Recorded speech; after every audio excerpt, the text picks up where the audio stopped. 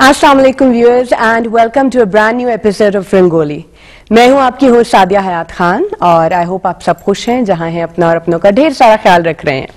आज का हमारा टॉपिक है कि जब एक औरत अपने से कम उम्र के मर्द से शादी करती है तो इतना वियर्ड क्यों लगता है, या सोसाइटी को एक्सेप्ट करने में क्या इशू होते हैं। हमेशा की तरह मेरे साथ है एक बहुत स्पेशल ऑडियंस जिनके साथ हम गुफ्तगू करते रहेंगे, और आप भी घर बैठे कोई सवाल आपके जहन में आया आप हमें ईमेल कीजिए, आप हमसे पूछ सकते हैं, अपना ओपिनियन दें, बिकॉज ये शो आपके लिए है। As usual I have my panellist with me as well.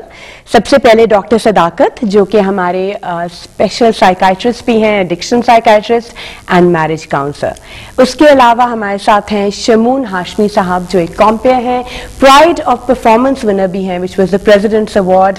उसके अलावा लिखते भी हैं, कॉन्ट्रीब्यूट करते हैं न्यूज़पेपर्स को, and he is a known television personality. Welcome to the show Shamoon. Thank you for being here. उनके साथ बैठी हैं जी, जिन्हें कौन नहीं जानता, मदिया गौहर साहिबा। She is a very well known activist, actor, director, और बहुत सालों से हमारे मुल्क का नाम रोशन कर रही हैं all over the world as well. तो जी, thank you for being here all of you. सवालों का सिलसिला मैं आपसे शुरू करूंगी। मदिया आपा, आपको क्या लगता है कि इतना शॉकिंग क्यों होता है जब एक औरत अपने से कम उम्र के मर्द से शादी कर लेती है?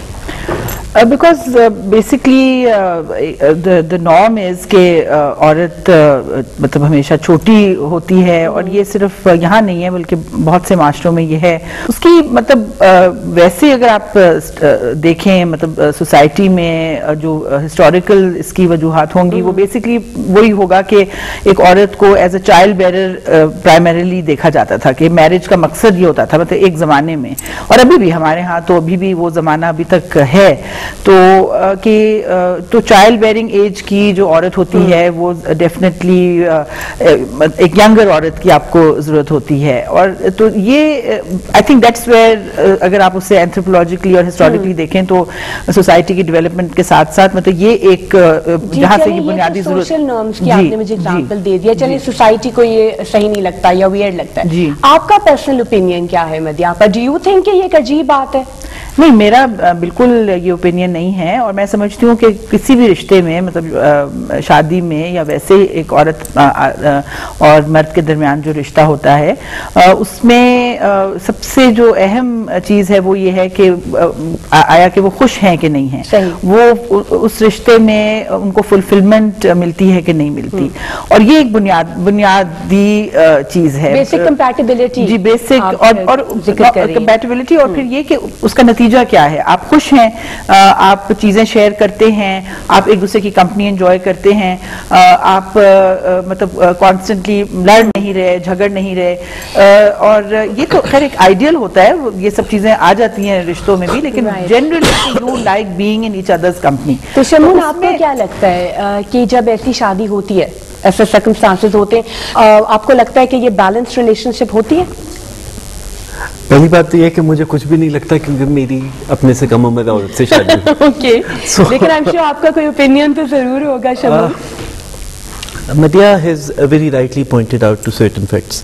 एक तो हिस्टोरिकल इशू है, चाइल्ड बेयरिंग है, और हिस्ट्री में हम ये पढ़ते हैं कि अगर वहाँ के माशरों को भी देखा जाए तो वहाँ पीटर द ग्रेट की शादी जब पहली हुई तो शादी की रस्म में उसको बीवी के बाप ने एक अदद कोड़ा दिया था कि कल तक मैं इस लड़की को इससे हाँकता था, अब तुम इससे हाँको।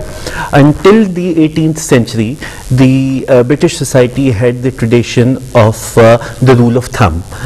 वो डंडा जिसकी चौड़ाई आपके अंगूठे जितनी हो उससे आप अपनी औरत को पीट सकते हैं, वो सरकार उसको तस्लीम करती थी। तो जिसको पीटा जाएगा तो वो इंफीरियर होना चाहिए उसको, और जो अपने से कम उम्र और कमजोर है वो ज्यादा बेहतर है, काबू में आ जाएगी। लेकिन बड़ा कंट्रडिक्शंस बड़े दिलचस्प हैं। यही सारी बातें सोसाइटी को जब दूसरी तरफ एक्सेप्टेबल लगी तो बड़ा कन्वीनियंटली सोसाइटी ने इसको छोड़ दिया। मसलन पाकिस्तान के बहुत से इलाकों में बड़ी उम्र की औरत से ट्रेडिशनली शादी इसलिए होती है कि खानदान की जमीन खानदान में रह जाए। वो भी एक्सेप्टेबल था सोसाइटी में। शमून, फिर हमारी सोसाइटी के जो डबल फेसेस हैं जी, या हिपोक्रेसी कह लें इसको, ये क्यों पाई जाती है?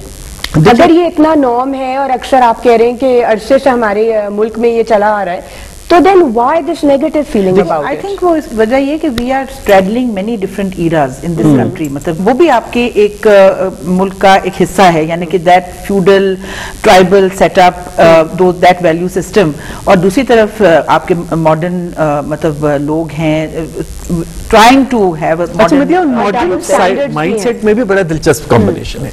Let me give a talk जो यूनिवर्सिटी चैट होती है ना, कैफेटेरिया चैट, ठीक है, हमें पतली कमर बाली उम्र चाहिए, लेकिन लड़की डॉक्टर हो, इंजीनियर हो, ताकि को कमा भी सके। सही है, बड़ा आइडियलिस्टिक व्यू है जो मुझे लग रहा है ज्यादातर ऑब्वियसली मर्दों के पॉइंट ऑफ व्यू से आप करें। तो डॉक्टर सदाकत मुझे ये बताएं कि कहते हैं ना कि प्यार अंधा होता है, लव इज ब्लाइंड, और अक्सर आप जब इस प्यार में पड़ जाते हैं तो आप उम्र और रंग और कास्ट और जात पात नहीं देख रहे होते, और एज बीइंग अ नंबर। तो क्या आपको लगता है कि लोग उस वक्त भी ये सोच रहे होते हैं कि नहीं जी ये खातून तो मुझसे एज में बड़ी हैं, या ये मर्द जो हैं ये तो भाई 10 साल छोटे हैं, या एक चीज है जो नेचुरल प्रोसेस हो जाता है? अच्छा, वैसे जनरली आजकल तो ये कहा जाता है कि अब मोहब्बत देखती भी है, अब उतनी ब्लाइंड नहीं है। अच्छा, सोच समझ के की जाती है आजकल के सोच समझ के मटीरियलिस्टिक की दौर जाती में। है।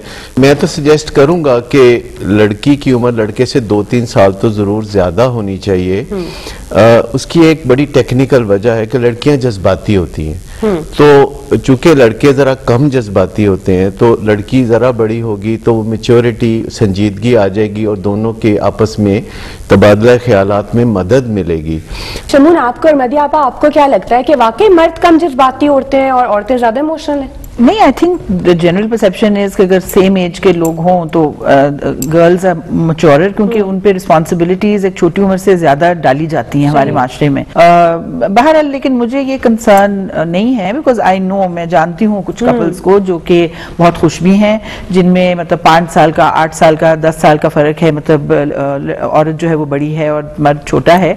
और लेकिन I also know of couples जिनकी शादियां ब्रेकअप भी इस वजह से हुई हैं, बिकॉज जो मर्द हैं they get attracted to younger women, क्योंकि फेलियर इन मैरिजेस तो दोनों होती है, हमें नहीं पता कि दो लोग अगर डिसाइड कर रहे हैं जिस उम्र के भी हैं, उन्होंने क्या सोच के इतना बड़ा फैसला लिया कि बंधन में बन गए शादी। सारी डिस्कशन जो हो रही है ना, मुझे ऐसा लग रहा है कि जैसे हम जो शादी है उसको हम कोई बड़ा लीगल कॉन्ट्रैक्ट, कोई बड़ा साइंटिफिक इशू, कोई एक्सपेरिमेंट बन के दे रहे हैं कि इतनी मिकदार अगर आप डालेंगे एसिड की और इतनी बेस की तो ही सॉल्ट बनेगा।